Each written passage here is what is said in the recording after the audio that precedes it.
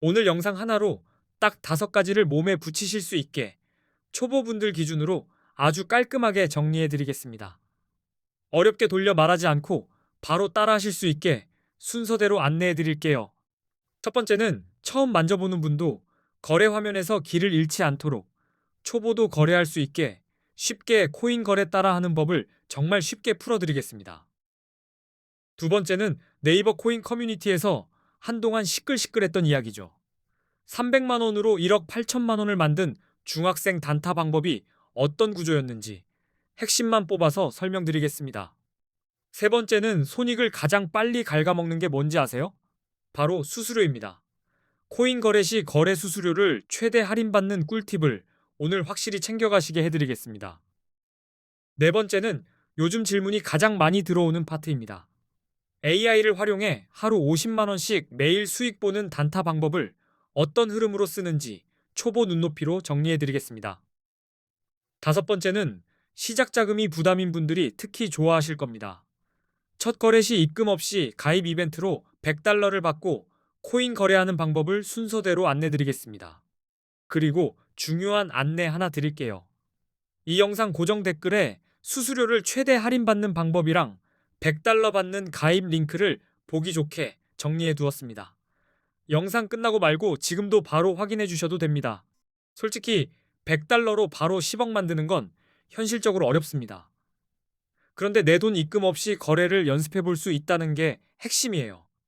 게다가 레버리지로 방향만 맞추면 몇백만 원까지는 충분히 그림이 나올 수 있습니다. 이제 본격적으로 들어가 보겠습니다.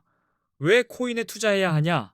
이 질문을 복잡한 철학 말고 숫자로 아주 직관적으로 설명드리겠습니다.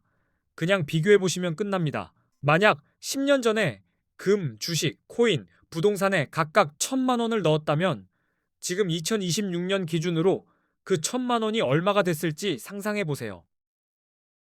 여기서부터 생각이 달라지실 겁니다. 먼저 주식입니다. 코스피 지수가 10년 전에 비해 약 2.66배 상승했으니까 2016년에 1,000만 원을 지수 추종형 주식에 투자했다면 대략 2,260만 원 정도가 됩니다. 금은 더 인상적이죠. 2016년에 1,000만 원으로 금을 사두었다면 약 233.5g을 들고 있었을 거고 2026년 기준으로 약 5,460만 원 정도가 됩니다. 묵직하게 올라와 있죠. 부동산은 서울 기준으로 잡아보겠습니다. 2016년에 1,000만 원어치 아파트 가치를 보유했다고 치면 2026년에는 약 2,400만 원 정도로 평가할 수 있습니다. 생각보다 폭발적이진 않습니다. 그런데 비트코인은요, 2016년에 1,000만 원어치 비트코인을 샀다면 2026년에는 약 26억 원 이상이 되는 막대한 수익률이 나옵니다. 숫자만 봐도 숨이 턱 막히죠. 이 정도면 굳이 어렵게 말 안 해도 됩니다. 바보가 아닌 이상 코인에 투자해야 한다는 사실을 자연스럽게 인지하게 됩니다. 물론 방식이 중요하고 오늘 그 방식을 차근히 잡아드릴 겁니다. 게다가 코인은 오를 때만 돈 버는 구조가 아닙니다. 오를 때는 롱으로 수익을 낼 수 있고 내릴 때는 숏으로도 수익을 낼 수 있습니다. 방향만 맞추면 위든 아래든 기회가 열려 있습니다. 그리고 수익이 나도 세금을 내지 않아도 되니 투자처로는 제일 좋은 수단이 아닐까 저는 그렇게 봅니다. 같은 수익이라도 내 손에 남는 돈이 달라지니까요. 또 하나, 코인 거래소에는 레버리지 기능이 있습니다. 국내 거래소에는 없지만 해외 거래소에는 레버리지가 있죠. 50만 원으로 10배를 쓰면 5천만 원 규모로 운용이 가능해집니다. 이게 판을 바꿉니다. 30억 이상 굴리는 분이면 레버리지 없어도 됩니다. 하지만 소액으로 시작하는 분들은 레버리지 없이 큰 수익을 내는 게 사실상 어렵습니다.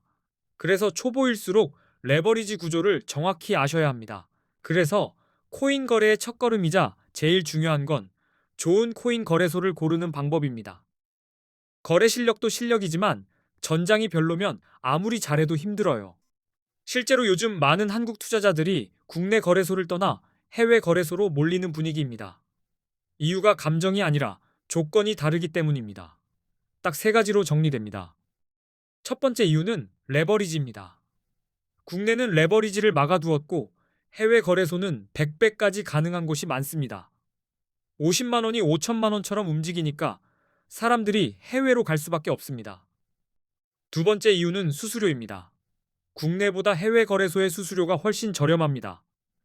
단타는 횟수가 많아질수록 수수료가 세금처럼 따라붙기 때문에 이 차이는 생각보다 치명적입니다. 세 번째 이유는 세금입니다.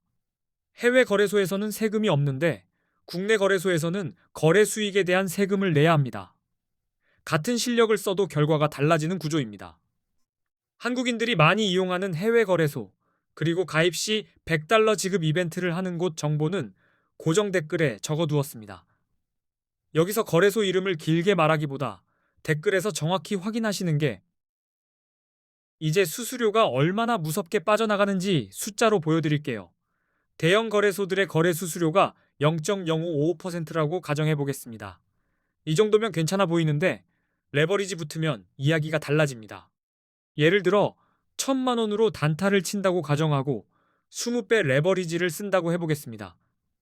이때 1회 거래 시 수수료가 22만 원입니다. 한번 들어갔다 나왔을 뿐인데요. 하루에 10번만 거래해도 220만 원이 수수료로 사라집니다. 여기서 대부분이 깜짝 놀라십니다. 내가 이겨도 돈이 안 남는 느낌이 바로 이 구조에서 나옵니다. 그래서 수수료 때문에 절대 이길 수 없는 싸움이 되기도 합니다. 실력보다 먼저 수수료를 줄여야 같은 매매를 해도 결과가 달라집니다.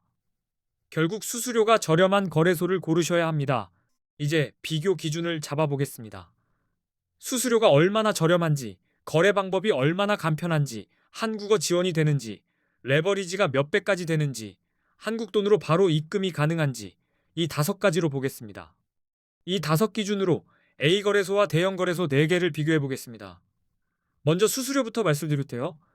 A 거래소는 여기서는 0.1%, 바이비트는 0.005%, 비트겟은 0.06%, 바이낸스는 0.04%입니다. 다음은 한국어 지원입니다. A 거래소는 24시간 한국어 상담이 가능합니다. 반면 바이비트는 불가능하고 비트겟도 불가능하며 바이낸스도 불가능합니다. 초보일수록 이 차이가 크게 느껴집니다. 레버리지는 A 거래소가 200배, 바이비트가 100배, 비트겟이 125배, 바이낸스가 125배입니다. 숫자가 크면 무조건 좋다는 뜻은 아니지만 선택지가 넓어지는 건 맞습니다. 그리고 원화 입출금입니다. A 거래소는 원화 입출금이 가능하고 바이비트는 불가능하며 비트겟도 불가능하고 바이낸스도 불가능합니다. 처음 자금 이동할 때 여기서 막히는 분들이 많습니다. A 거래소가 어디냐? 이 질문이 제일 많습니다. 그래서 고정 댓글에 정보를 적어 두었습니다. 수수료 할인 방법이랑 $100 가입 이벤트 링크도 같이 있으니 고정 댓글은 꼭 확인해 주시기 바랍니다. 이제부터는 실전입니다. 언제 롱을 잡아야 하고 언제 숏을 잡아야 하는지 정리해 드리겠습니다. 비트코인 같은 암호화폐는 변동성이 크기 때문에 진입 타이밍이 곧 성적표입니다. 먼저 개념부터 아주 짧게 잡겠습니다. 롱 포지션은 비트코인 가격이 오를 거라고 예상해서 매수하는 겁니다. 쉽게 말해 상승에 베팅하는 거고, 숏 포지션은 가격이 떨어질 거라고 보고 하락에 베팅하는 겁니다. 그럼 롱은 언제 들어가느냐? 가장 먼저 차트에서 강한 상승 추세가 보일 때입니다. 고점을 계속 높이고 조정이 와도 다시 치고 올라가는 흐름이면 롱 쪽이 유리해질 수 있습니다. 기술적 분석으로는 50일 이동평균선이 150일 이동평균선을 위로 돌파할 때 흔히 골든 크로스라고 부릅니다. 이건 강한 상승 신호로 해석되는 경우가 많아서 롱 진입 근거로 자주 씁니다. 거래량도 같이 보셔야 합니다. 가격이 오르는데 거래량이 함께 증가하면 시장 신뢰가 붙는 신호입니다. 상승이 더 강해질 가능성이 커지고 그때 롱이 힘을 받는 그림이 자주 나옵니다. 뉴스도 무시하면 안 됩니다. 규제 완화 소식, 대형 기관 투자자들의 진입, ETF 승인 같은 긍정 재료는 가격을 끌어올릴 수 있습니다.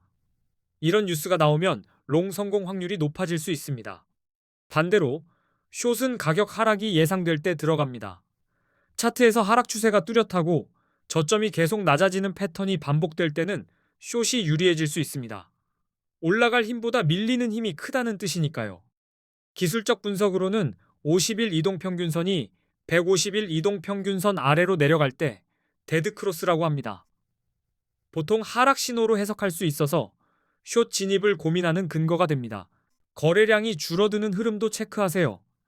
가격이 오르는데 거래량이 감소하면 상승이 힘을 잃고 있다는 신호일 수 있습니다. 이런 경우 곧 하락으로 꺾일 가능성이 커져서 숏이 유리할 수 있습니다. 부정적인 뉴스도 가격을 밀어내는 힘이 됩니다. 규제 강화, 해킹 사고, 주요 국가들의 규제 정책 강화 같은 소식은 하락의 원인이 될 수 있습니다.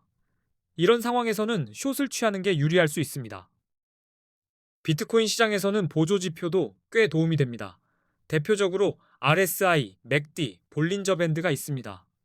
이 도구들은 방향을 단정하진 않지만 위험 구간을 빨리 알려주는 역할을 합니다. RSI는 과매수와 과매도를 보는 데 쓰입니다. RSI 70 이상이면 과매수로 해석되어 숏을 고려할 수 있고 30 이하이면 과매도로 해석되어 롱이 유리할 수 있습니다. 맥디나 볼린저 밴드는 시장의 변동성과 추세를 더 또렷하게 보여줍니다.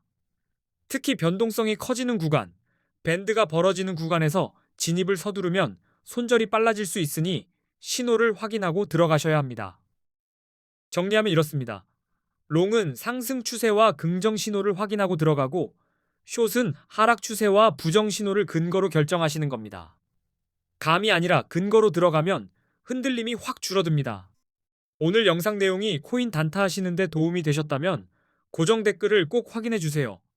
수수료 최대 할인 꿀팁과 $100 받고 가입하는 방법을 정리해 두었습니다.